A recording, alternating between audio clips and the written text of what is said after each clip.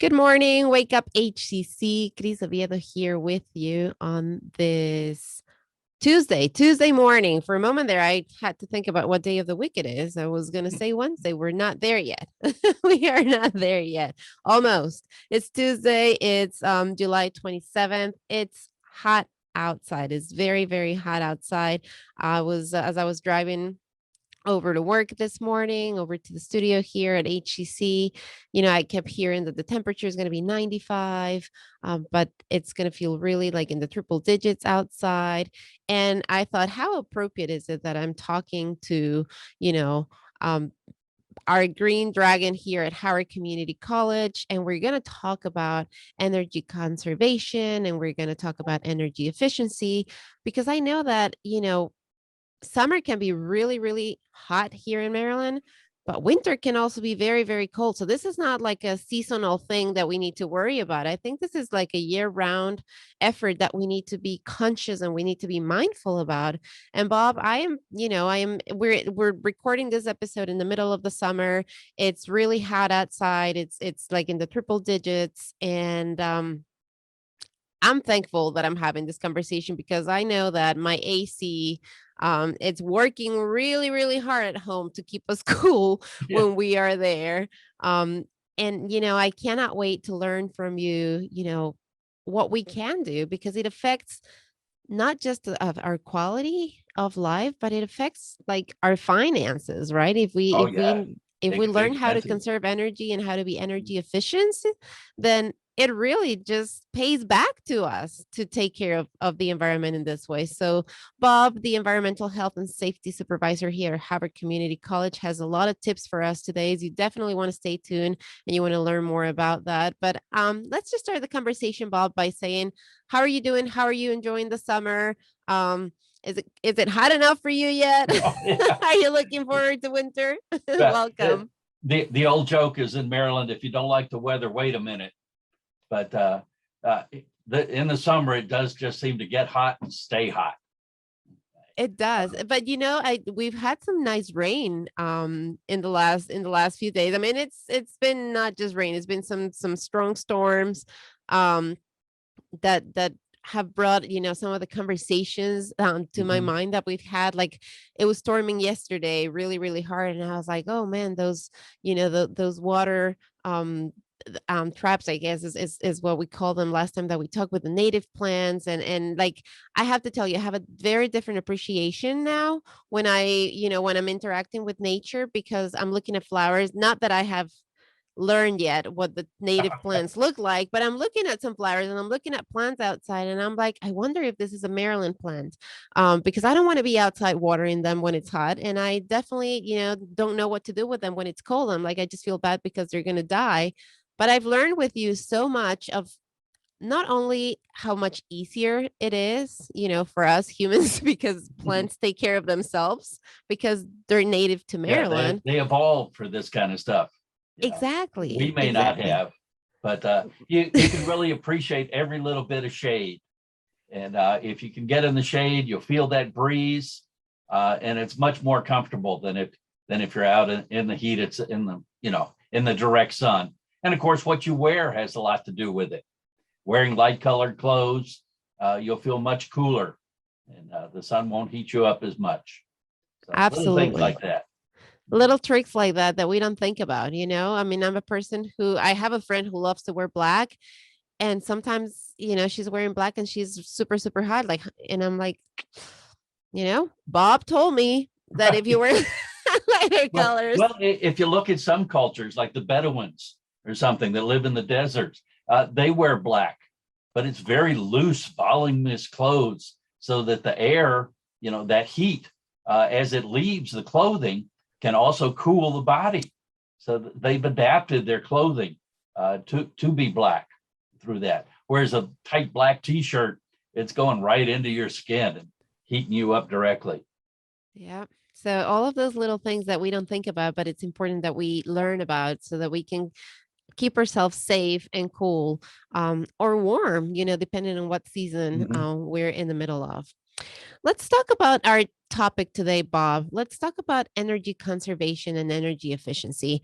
I have to admit that I was as I was getting ready for this conversation, I didn't realize I was using the terms, like loosely, and I thought that they were almost like the same. Yeah, Um, they're close because energy efficiency is part of energy conservation. So energy conservation means saving energy, conserving it, using it wisely. Whereas energy efficiency means getting more bang for your buck. Okay, so that you use it more effectively. Using it wisely and using it effectively are the two things that you just mentioned. Yeah, So let's make that distinction, right? What does using it wisely look like, or what does that really mean? And what does using it effectively really means? Because like I said, I had a little bit of trouble making that distinction as I was getting ready for a conversation today. yeah, and it's using it effectively. Okay, is using it efficiently. Okay, so that you're not wasting it. So use what you need, but don't waste it. So if you're air conditioning your house, obviously you're not going to open the windows. Your mother was right. You're not going to air condition the entire outdoors. Okay? So that's using it effectively. Conserving it is when you turn your thermostat down so that you don't make your house quite as cold. Now, you don't want to let it get too hot. That becomes inefficient too, because if you let your house heat up, get really, really hot during the day, it's going to cost more energy to cool it off at night. So you need to find that happy spot where the house doesn't get super hot, okay? And still it's not staying super cold when you're not in there. And they have a wide variety of tools to do this with. So some are simple programmable thermostats.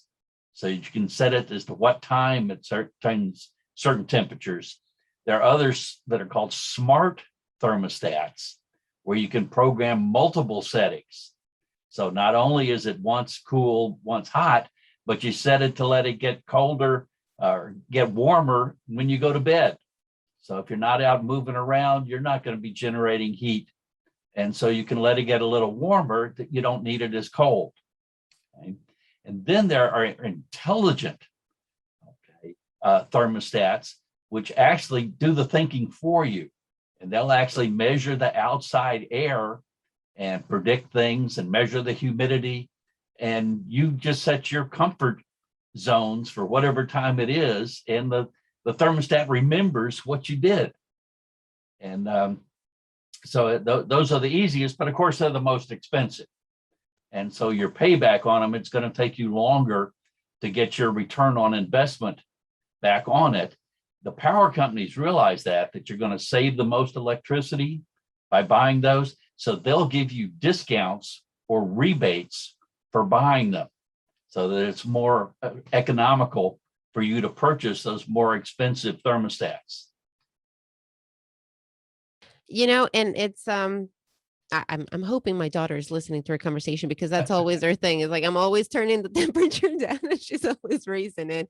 But it makes a lot of sense. It makes a lot of sense to, like not have it so cool at night, because you're right. Our bodies, we're not moving, so we get a little cooler just naturally by sleeping, and not to open. And I'm a big fan of having the windows open. I really am. So this is going to become more like a personal question for me, but like you said just now that if I open my windows, then my system has to work harder. I was thinking that I was actually saving money by having the windows open and then just starting it later at the day. Well, it So i'm depends not on i'm not helping what the myself. temperature is.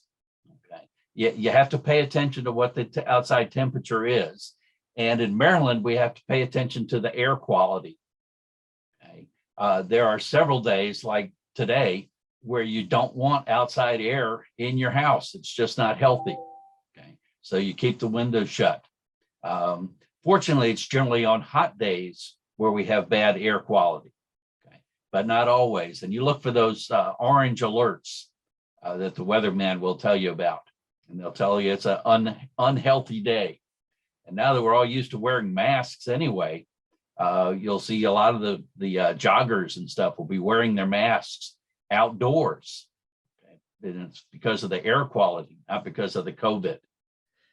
Bob, I'm going to stop you right there because that is fascinating to me. So the air quality, see, I would have thought that if I'm running and the air quality is already bad, I don't wear I don't want to wear a mask because that's, that's cutting the amount of air that's coming. Right. You're saying actually that runners will have their masks today. Mhm. Can you explain that a little bit for Well, us? they will use a mask that's a little different. It won't fit tightly on their face. It will have a larger volume out in front of their nose and mouth. Okay, so that they're not having to work real hard to draw in the air. And that's why oftentimes athletes don't like to wear masks because it makes it harder to breathe. And some people do it to add, I guess, force to their routines. They will actually try and restrict their breathing so their body does have to work harder to draw in air. And it'll certainly get you sweating faster if you do it. But a proper mask for exercise will allow you to breathe easily, but it will still filter the air before you bring the toxic stuff. Usually it's ozone that we're breathing in, and that can affect your lungs and be bad for you. That's really interesting. I would have never thought. I've always been one of those people who is like, if I'm exercising, I cannot wear a mask. But now it's finding the right mask to protect yourself if you're going to be outdoors on a day where And also the air time of quality. day. Okay, if you can go early in the morning, okay, the ozone won't have had a chance to build up, and so you'll see a lot of people out running very early in the morning these days. Is the evening a good option as well for runners? No, because it's still there. It Mm. builds up all day long, and then the ozone is still in the atmosphere, and so it takes overnight and getting cooler for it to dissipate. So early in the morning is your best option. So if you're a runner, you got to be an early person Yeah, to get the most benefit from the air. yeah. Going back to this idea of energy conservation and energy efficiency, would you say that one is more important than the other, or that one brings us better benefits, either financial or long term? Well, one is part of the other. Okay, and just like you when you go to buy a new car, okay, you want to buy the one that's the most efficient, that gets you the most miles per the gallon. And by doing that, you're conserving gasoline, okay, conserving energy. But it's the efficiency is what is doing the conservation. So that they really are. Efficiency is part of conservation. Now, speaking of cars, I know that a lot of us understand that when we drive our cars, we are, in fact, leaving behind our carbon footprint, right? Oh, yeah. But that is not the only way in which we're establishing our carbon Right. footprint. Yeah. Tell us this link between energy conservation, energy efficiency, and our carbon footprint, and why we Okay. need to care about it. Yeah, the carbon footprint is a measurement tool. Okay? And everything we do generally creates air pollution. And air pollution stays in the air, and it exaggerates or amplifies what we call the greenhouse effect. So that the heat from the sun enters the Earth atmosphere, goes down and hits the ground, and then bounces back out. But if there's a layer of pollution, a blanket of pollution, they call it, surrounding the Earth, a lot of that heat can't get back out into space. And so it bounces off that pollution blanket and back down to the Earth again. And it just bounces back and forth. And the more times it bounces, the wider its wavelengths get. So less and less of it bounce out of the Earth's atmosphere. So we get warmer and warmer. Okay? Now we call it the carbon footprint because scientists have figured out how to compare all of the pollutants and come up with a single number that's a carbon number. So methane, for example, natural gas, is 40 times as polluting as carbon. And so when they figure out the carbon number, they add 40 times as much measurement to that carbon number as they do for CO2, so that you can come up with a single number. Because the biggest contributors to our that pollution blanket, okay, of course, are carbon, okay, methane is another big one, and nitrogen, okay, from fertilizers and decomposing things are the biggest ones. But rather than give us three different numbers, one for carbon, one for methane, one for nitrogen, they calculate a single number, okay, and just call it the carbon footprint, the carbon number. So it's easier for people to keep track of it. Is there an app or is there something, Bob, where we can maybe calculate our carbon footprint and, Oh yeah, start worrying about there are lowering lots it? of them. If you go online and just put in carbon footprint, the National Geographic has one, the US government has one, the United Nations have one. All these things have different ones, and you'll find a formula for a school footprint, or a personal footprint, or a boat footprint, car footprint, and it'll ask you for certain numbers, like how many miles do you drive, what type of gasoline do you drive, how fast do you drive, and it'll give you your number for your carbon footprint, depending on the activity that you've added it to measure. And some Bob, of how them does the speed? How does the speed affect our carbon footprint? I did not think the fastest we drive, the smaller carbon oh footprint. yeah, Because no, the faster you go, the more gas you're burning. that's what I figured. Okay, and so the more carbon, okay, you're producing, the more pollution, the more you're adding to that pollution blanket that's surrounding the earth. So the more you can slow down, plus the more you can reduce your trips.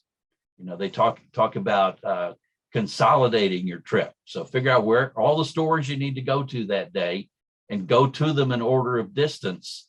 And so that you make a big circle, not a back and forth. So you wind up using shorter distances and wind up using less gasoline. So less carbon into the atmosphere. Solar energy, is that a good option? Is that a good way to lower our carbon footprint, or is it just, for our benefit, our own savings? Okay, well, it's all of the above. Okay, I have solar panels on my house. Okay, so I'm generating electricity, and then the power company buys electricity that I don't use back from me. So it really is economical, okay, to do that. And the school is getting ready to do that, add some big solar panels here on campus. But solar power is one, or solar photovoltaics, okay, have the technical term, is one of our renewable energy sources. Okay, other ones are geothermal, which is where they tap the heat or the cold from the earth and reuse that energy, and then hydropower, okay, dams, okay, using water. And since these resources are renewable, okay, and carbon free, okay, they're much more friendly, okay, to our atmosphere. So renewable, I'm thinking solar light, right? And I'm thinking, how do I renew that? Is it because it's new every day? Is that what makes Oh it yeah, renewable, or what does that mean? it just keeps on coming. And the hydropower, okay, the rain keeps falling, okay, so there's always water. Most parts of the earth, there's always going to be more water piling up behind the dams, and the center of the earth, okay, is always at a constant temperature. So by tapping into that, the geothermal, okay, power, okay, those we don't have to burn fossil fuel, okay, in order to create those sources of energy. They just keep being renewed. So now that we know that solar is a good option, right? I mean, but it's still, I have solar panels at home too, and it's still a combination of, electricity and solar. So how do I make sure that when I am using the electricity, I have maybe the most efficient appliances, the light bulbs? Is it, does that really matter? Is that really helping Well, me yeah, it and the is. planet? And it's the more efficiently you use your electricity that's made from the solar panels, the more the power company will pay you because they're getting to use more of the electricity. So how do I control that? I didn't think that I had control over that. You don't. Okay. It's whatever you don't use, they're going to take. Okay. But they have to pay you for it. Okay. So the less you use, the more they're going to pay you for it. But there's lots of things. And again, I go back to your mother. Close that refrigerator door. Okay. You're not trying to cool off the whole outdoors. Don't stand there looking. My mom would tell me, know what you're going to look for before you open the door. Don't go shopping in the refrigerator. And she was right, because the air in the refrigerator, and most of them now beep at you. Okay. Telling, hey, shut the door. Because the air inside the refrigerator, everything starts to heat up. And the refrigerator has to work harder and use more energy to get things cold again.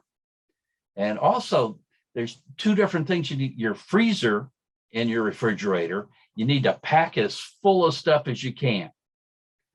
And if you don't have all the space occupied, put some bottles of water in there and let them freeze. Why is that? Well, you don't want the air in there to circulate. You want everything in there to be frozen solid so it holds its temperature. And then when you open the freezer door, there's not much cold air to come out because it's cold stuff in there. Now, the refrigerator section, you need to leave space between things so that the air can circulate, so that it can go around and make sure that everything gets cool. Because if you wouldn't open the door, there wouldn't be any point in having it. Okay. So you're going to open the door. Some of the cold air is going to get out, and then it needs to be able to recirculate that cold air to cool everything off again.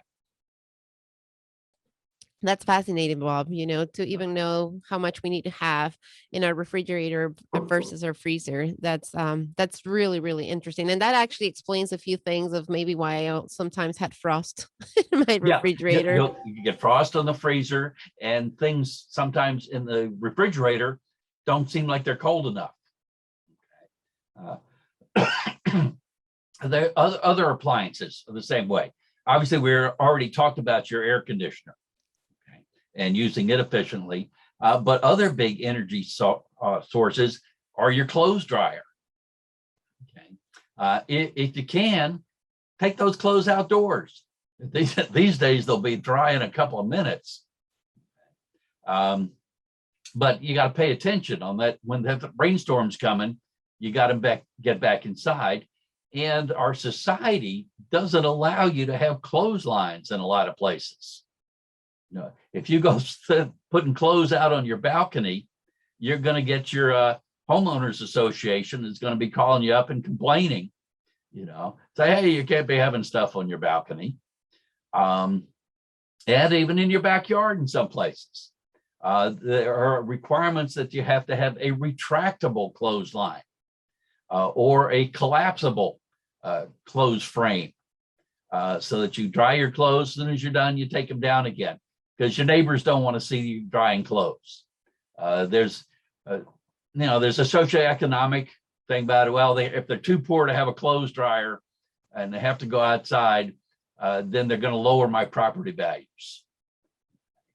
So these are some of the things that activists are trying to campaign against and make it more allowable, because your clothes dryer does use an awful lot of electricity. How about the washer? Is the washer also a big energy consumer? Doesn't have to be. If you use hot water, yes, uses a lot of energy to heat up that water. And you'll see a lot of commercials now for the dishwashing soap companies are advertising that you don't have to use hot water. And the soap is just as good as a disinfectant. And some of them actually work better and cold water. And we've got this idea, well, it's got to be hot to kill germs. Well, to kill germs, it has to be like 140 degrees. I mean, it's too hot to touch. So it's really, really hot. And there are situations probably where you do need to do that. I mean, if you got greasy clothing that's contaminated with blood and other bodily fluids, yes, you probably need to use hot water to make sure it gets cleaned out. All other times, you use those fancy detergents and use the cold water, and they're going to clean it just fine going through there. Another thing people do is they pour chlorine bleach, and that's just fine, but bleaching is another type of disinfectant. And if you use hot water and bleach, the heat makes the bleach vaporize and disappear. Okay, goes into the atmosphere. Okay? So do one or the other. Okay? If you're going to disinfect with bleach, use the bleach, but don't use the hot water. If you've ever had to wash dishes in a restaurant, they're very careful about what uses the disinfectant, what uses the bleach, what uses the hot water, and what uses the cold water. And the health department actually has strict rules about which you use where, what point of the process. And so the heat is generally to get rid of the grease. And then the disinfecting is done with colder or cooler water. And I always thought that the disinfection was happening at the highest of the heat. Like I always thought that that's how that worked. Because you're right. Heat, that's what we've always heard, right? Heat kills germs. Yep. So that's what I had in my mind. Yeah. And there are proper times for it. But most of the time it's just a waste. Not when you're washing your clothes. We just learned that, especially if you have the right cleaners. Yeah. Oh, and plus the hot water wears out your clothes a lot faster. Okay. It'll take the color out of them. The elastic breaks down. It really is costly if you don't really need it. So let's start using colder water to wash your clothes and hang in our clothes if we can. I have so many memories of running to the top floor of the building where I used to live in Quito, because it started to rain and, we had to rush and try to get as many clothes as we could. And then just having a parade of clothes inside the house because they got a little wet. Yeah. And we needed them to get dry. There's some things you have to be aware of. The forest fires out west. For several days, our air was contaminated with particles from those forest fires. So you wouldn't want to go out and hang your laundry outdoors and get the forest fire ash, all through them. So you do have to be a little aware of your environment to do it. So in those days, you best use your dryer. The sun looked so pretty, Bob, when we had it just looked wonderful sunsets. Magnificent, just absolutely gorgeous. Yeah. But you're right. I mean, there was something different in our air, and we have to be aware of that. We have to be aware of what's happening in our planet. And as a side note, I do have to say that what I thought was very eye-opening and very humbling to me, it's to know that miles and miles away there was this fire happening, yet we were seeing effects of it right here at home. And it was just a big reminder that it's one planet, we are all in it, and how close, even though geographically we're distance, how close we really are to each other and how much it matters. We're all in the same bubble. And we need to take care of it. And we absolutely need to take care of it. So let's go back to the efficient light bulbs, because I know that that's one thing that I've had. I've gone and I've felt really good about myself going into the store saying, okay, I'm going to buy efficient light bulbs because I want to do my part. And then I go into the aisle where they are, and there's so many options and there's all of these things. And then I'm like, I feel heartbroken because I don't know which one is the right one, which one I should get. A lot of it's marketing. Okay. And it used to, all these different wavelengths of light bulb have always existed. You could always get a light bulb to do just the one thing. If you were a chicken farmer and needed a light bulb that gave out lots of infrared light, you could buy the incandescent light bulb that did that. but the stores didn't have them all on the shelves. And the stores haven't caught up yet as to which ones people really want. You can specify and you can find a light bulb that is perfect for your makeup light. It makes your face look just the way you want it to look. There are others that are the most friendly to your eyes when you're reading. There are others that restaurants use because they make it seem more warm and cozy, okay, and make the food look better. Okay. And you still have the ones that put out lots of infrared light, okay, to heat things. So you do need to understand a little bit more about the wavelengths of light and what it is that you want. Okay. We all know that we hate that green color from fluorescent lights. Okay. So quite a while ago, they learned how to make daylight looking fluorescent lights, okay, or bright white fluorescent lights. And we pretty much adapted and learned how to know which ones of those we wanted to use. And we wanted the daylight in our houses, and we wanted the bright white where we were working and needed to see things really sharply. But now the new LED lights are much more efficient. Okay? They use much less electricity to give us the same amount of light, but we have much more options in terms of wavelengths that we can choose.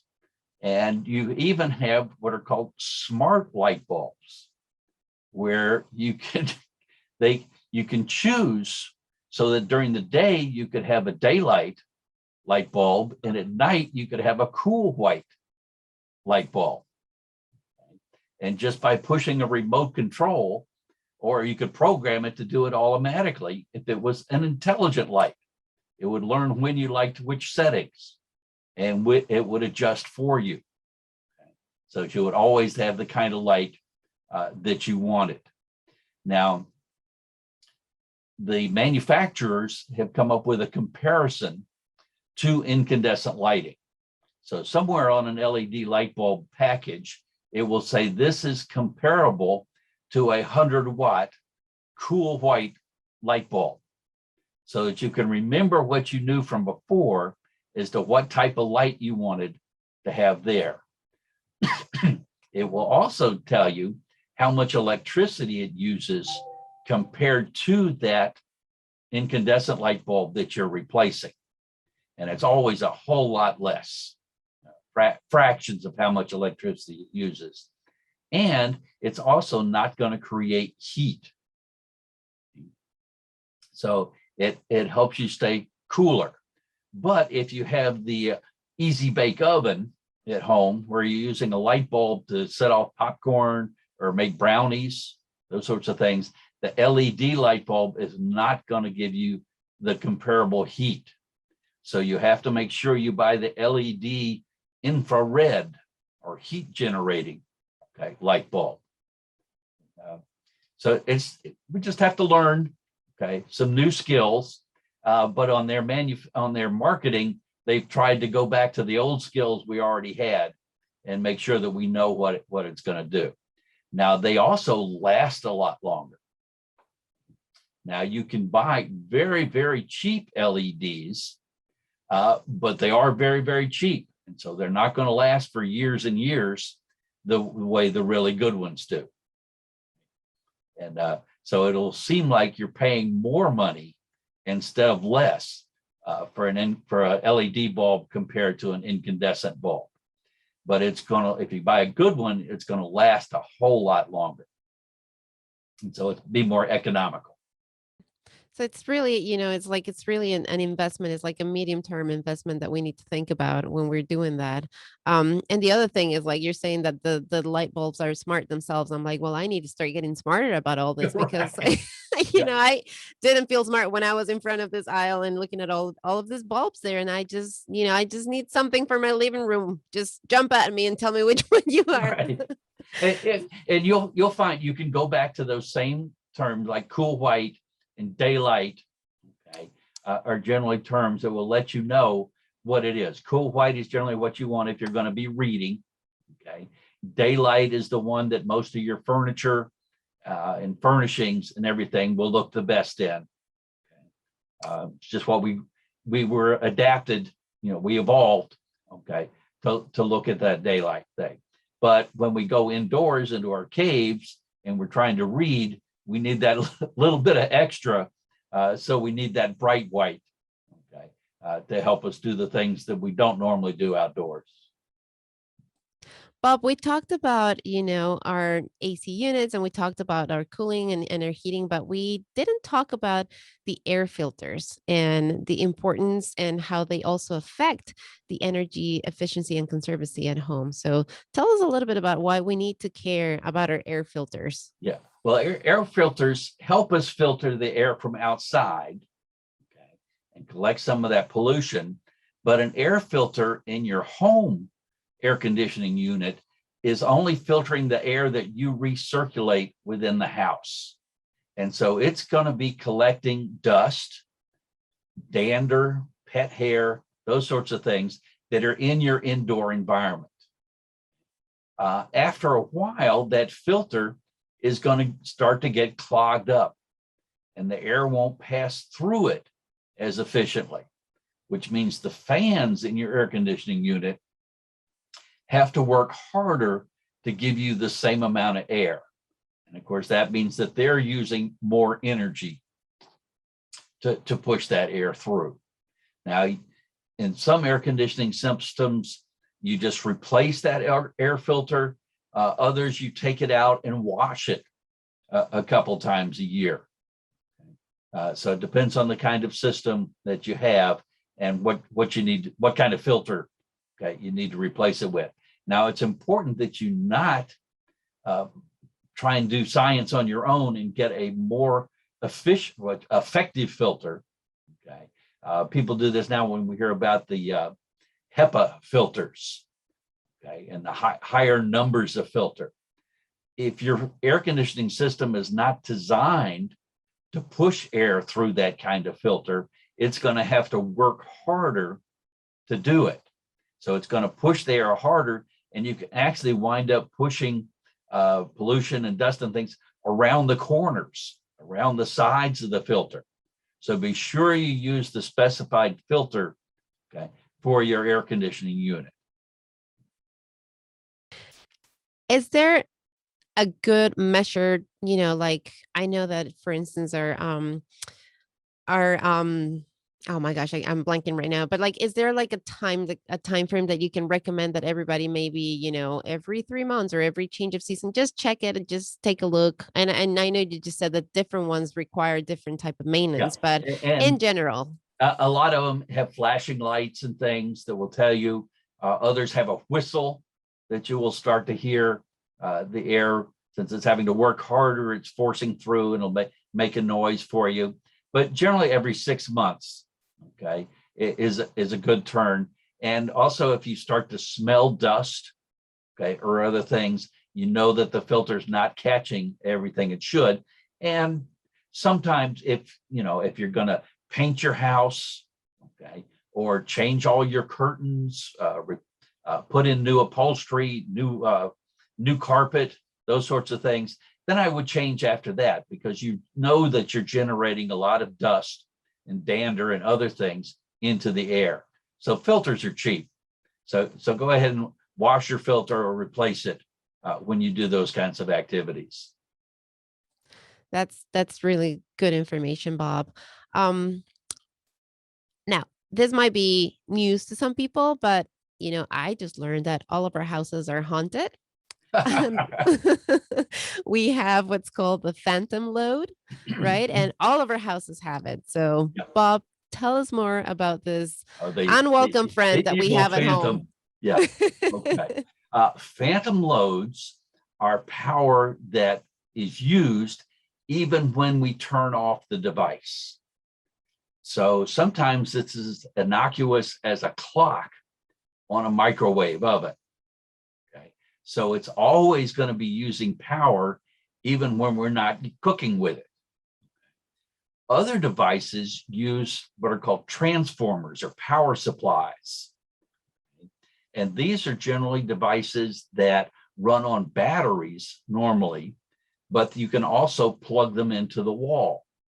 And so they will have what's called a transformer that converts the power from your wall outlet to the power of a battery, so that you can plug them in. And almost all of us charge our phones and other things this way because that's more convenient than using replaceable batteries. And some devices don't even have batteries anymore. You have to plug them into the wall and charge them up. So if you leave your charger or your transformer plugged into the wall, it's continually using the same amount of power, even though you don't have it plugged into a device. And that's what most people are talking about when they talk about the evil phantom load, okay? Because it's not doing anything for you, but it's using power and it's generating heat. So what you want to do is put that transformer, that power supply, and control it in some way, so that if you only charge your phone when the lights are on in your living room, you plug it into a charger or into a wall outlet that turns on and off with your room lights. You could also plug it into a timer so that it only uses that power when the timer tells it to. So there's lots of different strategies that you can use to reduce that phantom load. This It just takes is a where little my bit of mom, thought about where you do it in the room and how you wire it up. this is where my mom comes to my memory, Bob. She would say, like I would make a grill sandwich or something. She would say, unplug that grill because it's still using power. Like unplug this, unplug that. That's what she used to tell me Right. all the time. And it probably had just this one little bitty light on it that told you it was plugged in. That's what was driving her crazy. And I didn't know how she knew. Now I know, right? It was that light Right. that was giving me away. Yeah. So unplug, things that you're not using because they're still, they're still using the power. Yeah. They're still pulling from you. And financially, how much of a difference does it really make, Bob? I mean, is it really um something that we should be mindful, not just because we're conserving and energy, but also because it's going to affect our month to month bill? Like, are we going to see a difference? It would take a whole lot of devices to make something measurable. I mean, you're talking that you may be using $1 or $1.50 over the course of a year. Okay, so it's not something you're going to notice on your power bill. What you would probably notice first is the heat. And if you have several of these devices around where you sit, you're going to notice that it's always warmer right there because that device is always generating that heat. But monetary wise, you're not going to notice it. Now, some places you do notice it is if you have a hybrid car. They do everything they can to stop the battery from using power. So when you turn off a hybrid car, the cigarette lighter no longer charges anything because they're trying to save that power. Whereas a fully gasoline powered car, they're not as sensitive to the battery being saved. And so quite often things can be left in the cigarette lighter and they will continue to use that phantom power as long as they're plugged in.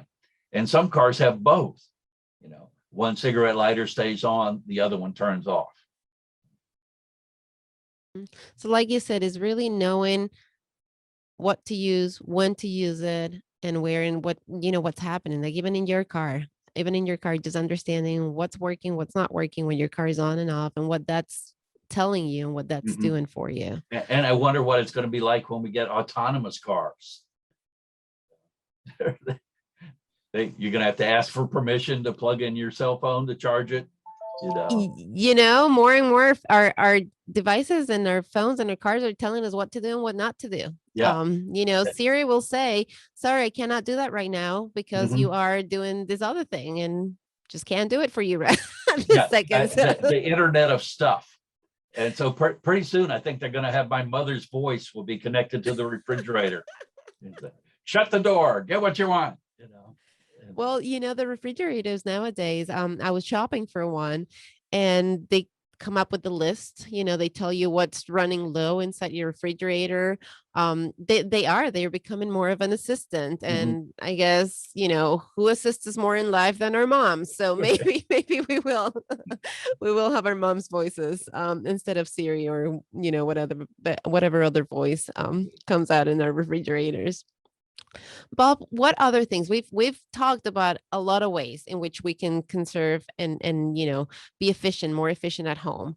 But I know that there's other ways. I know that windows, I know, looking at our doors can also affect that. So other tips that you think are really important, that maybe our listeners and our viewers are familiar with and know about on how to conserve energy and how to be more efficient at home. What you buy is crucial.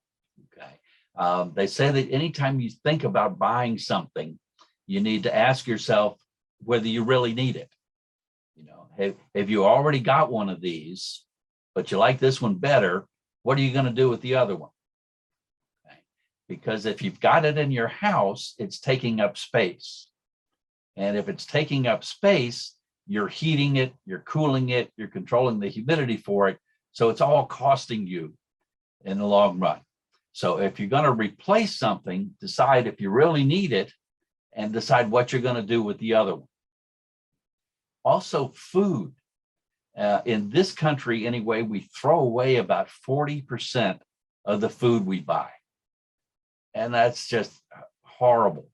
Okay. And we think, well, why do we do that? And say, well, we peel the potato. Okay, and so you get rid of the potato peel. And I'm going to put it in the compost. I'm not going to throw it in the trash. So that doesn't really count. I'm not wasting it. But we always tend to cook more than we're ever going to eat. We have these large meals planned for every day. So there's more and more leftovers accumulating. Eventually, we're going to get, you're overwhelmed with the leftovers. So you wind up making some sort of a stew. You never finish off the stew. So there's always wasted food. So they say the best thing you can do is to make a shopping list. You do have to open the refrigerator door for this, okay? Because you do have to see what you've already got. Okay? And don't buy stuff that you've already got. And think about what you're going to eat during the week. And if you have the list, the thought is you're not going to impulse buy. You're not going to think, oh, suddenly, oh, look, they got watermelons. I haven't had watermelon in a long time. Here, let's get a watermelon. But when you do that, you need to go back to your list and say, well, if I buy a watermelon, I don't need a cantaloupe. Okay. So you need to use your list as a tool, not buy food that you're not going to eat. Okay. Don't let it go to waste. And of course, when we waste food, it goes into the compost, usually it goes into the trash, goes into the landfill, and it generates the methane that's 40% times as worse as the carbon. So it all adds up on us. For sure. We really need to try and waste less food. And from my own experience, I can add something to that. Don't go when you're hungry. Don't go grocery shopping when you're hungry. Yeah. Okay. Yeah. Go after you just ate. That's the best time to go grocery shopping. Yeah. Bob, you mentioned the college is getting ready to put some solar panels here. What are other ways? Maybe the biggest ways, the biggest things that you guys notice that are helping us be more efficient and conserve more energy right here at Howard Community College. Okay. Well, the air conditioning is a big thing. Okay, and the heating, and the air conditioning and heating systems in a big building are not like the ones in your house. Okay. In your house, you're recirculating the air continually within the house. In a big building, and here at the college, we're not. We are recirculating some of it, but mostly it's outside air that's being brought in and then conditioned to be either warmed or cooled before we circulate it and filter it through the building. And we do these, there's two innovations that we use. The first is called a heat recovery wheel. And so when we heat the air in the winter, before we throw it away outdoors, we try and grab all the heat from it. And this is a big wheel with tiny holes in it that the air is forced through, and the metal of the wheel heats up. Then we bring in the outside air and force it through that wheel, and the air heats up before we circulate it in the building. And we do the same thing with the cooling. Okay. So since it takes a lot of energy to make cool or hot air, we try and save that energy by grabbing that hot or that cold. The other thing we do are called VAVs, variable volume devices, where we control the flow of the air at each room. So we adapt it to whatever's happening in that room. So if it's a very small room or a lot of people crammed in there, then we supply the air at a greater velocity and supply a larger volume, okay, of air. When no one's in the room, we can shut it down and we don't have to put as much volume or as much velocity through there. And we also measure the CO2 in the air at the same time so that it always smells fresh and seems like fresh air. So because we can increase the volume of air that's flowing through the room. And so those two devices really let us maximize the comfort in the rooms, as well as save the energy that's going through it. We also have a lot of water saving devices on our sinks and other things. We all hate the little thing where you got to wave your hand in front of it and it spits a little bit of water out. But those save an incredible amount of water. And we may not think about it much on this half of the U.S., but people out in California and Oregon and stuff now are really conscious about how much water is going down the drain. And they also then try and reuse the water that's gone down the drain. We don't do that much in this side of the country, but they use what is called gray water. So if you've used the water once for something that doesn't really contaminate it, you try and reuse that water for things like watering your lawn. Other times where drinkable water doesn't have to be used like we do just to water our plants. Now, on this side of the country, we can try and capture rainwater to help solve our plants. And we try and lay out our landscaping around the college so that that rainwater gives us the biggest benefit. And of course, using the native plants that don't need all that much water and are used to drying out in the summer and coming back, we use less water that way. So much to learn about water. I think we're going to have a conversation about that. It's the first time I hear this idea of reusing the water, this gray water concept. And I think that, at least to me, that's bringing a lot of awareness of what we need. We think that water is endless, that we are going to have it forever.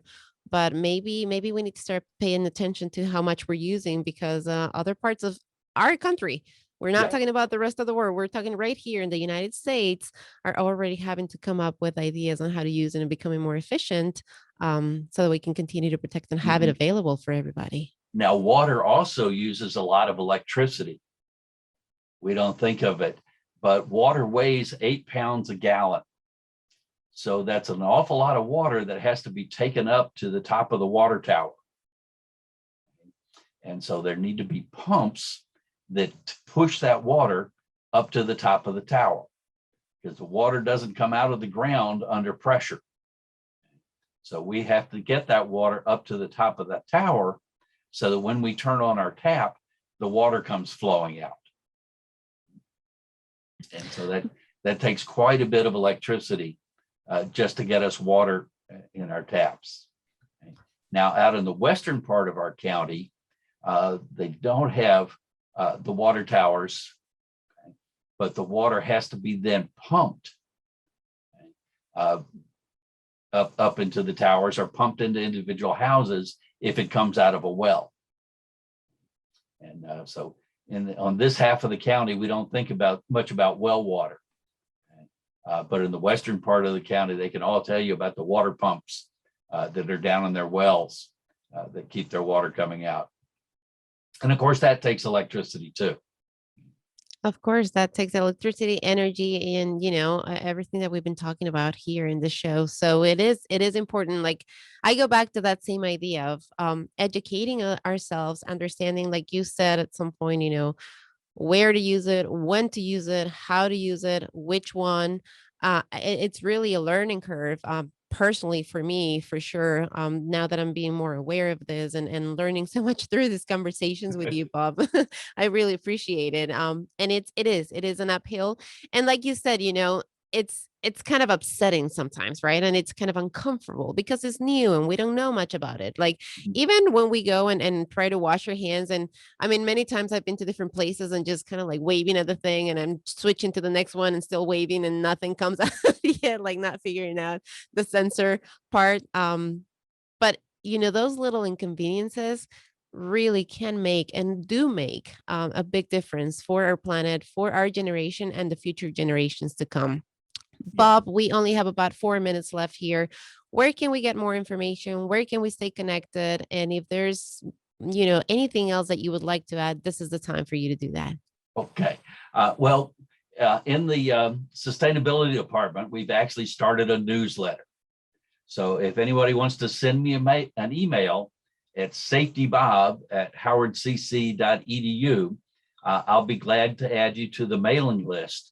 And we're putting out lots of sustainability tips and links of other places, plus current knowledge about things that are happening on campus that we think people might want to know about. So we're putting that out monthly. So please send me an email if you want to be added to that list. You can also go online to the county's sustainability website, which is at Live Green Howard.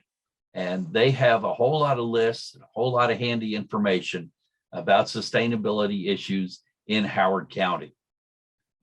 And of course, if you just put in sustainability into Google search, you'll get an awful lot of information, which is really amazing. Since 15 years ago, when we started on this journey, sustainability word perfect, which we were using at that time, said it wasn't a word.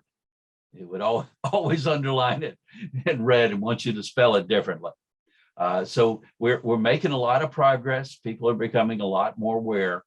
And so I'd encourage everyone to join us on this journey that we're taking to try and be more sustainable. Absolutely. I love that. We're not underlined anymore, Yeah. Yep. that it is a word, that we made it a word and we have to make it a way of living. That's really what it needs to be. Yep. Bob, thank you so much for all of this information. I will see you again next month. And for everybody who's listening and watching, please share this. If you're watching us on Facebook, share it through your social media, share it with your friends. If you're catching one of our little nuggets, we're calling them nuggets, or promos on our Instagram page or other pages, please share them as well.